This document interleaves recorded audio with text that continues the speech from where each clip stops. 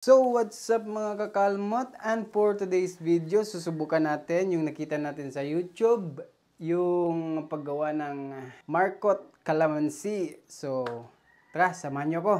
Let's go!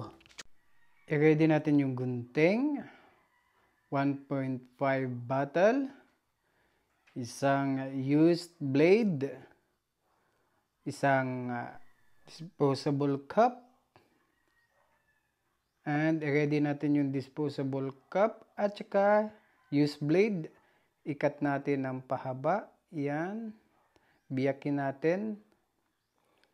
So, mga ganyan kahaba yung ginawa ko para labasan ng roots niya pag tumaas.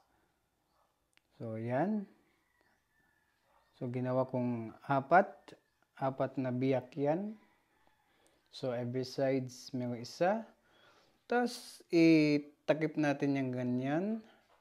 Para dyan natin bubutasan.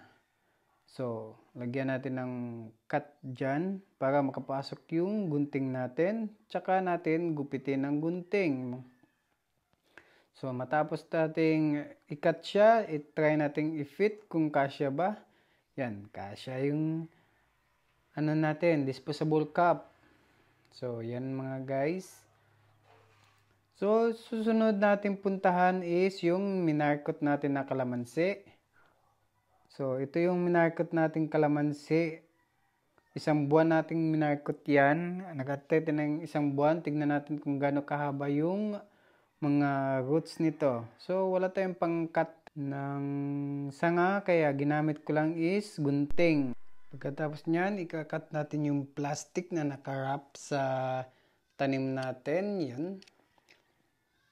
So, tignan natin kung gaano ba kahaba yung nilabas na mga roots ng kalamansi. So, gasa natin para matanggal yung mga lupa. So, ito na po siya. Ganyan kahaba yung mga roots. O, yan po yung mga ugat niya. Ganyan kahaba sa loob lang ng isang buwan.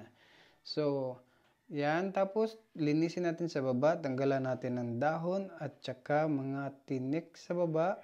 Kasi ibabaon natin yan sa lupa. Dyan sa plastic cup natin, yung disposable. Yan, lagyan natin ng lupa, mga buhangin. So, dun po ako kumuha sa mga lupa na yung kulay itim. Wala pa tayong kukupit. Kaya lupa yung nilalagay natin kasi wala tayong kukupit. So, yan. Lagay-lagay lang. So, medyo idinin natin ng konti para hindi siya maalog-alog. Medyo may strength din yan, diin-diin. Kunting diin lang. Yan. So, tama na yan siguro. Kaya, lagyan natin ng tubig yung 1.5 na kinat natin. Huwag lang masyadong puno. Kasi ilalagay pa natin dyan yung disposable cup na may kalamansi.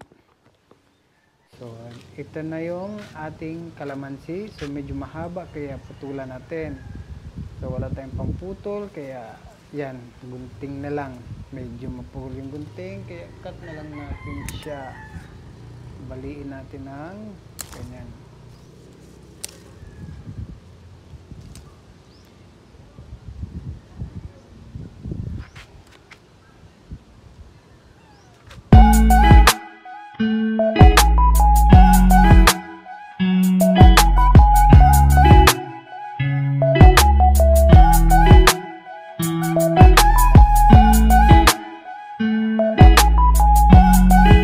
That's it for today's video. Don't forget to like, share, comment, and subscribe for more videos and updates ng ating ginawang pagtatanim guys. So, thanks for watching. Babu!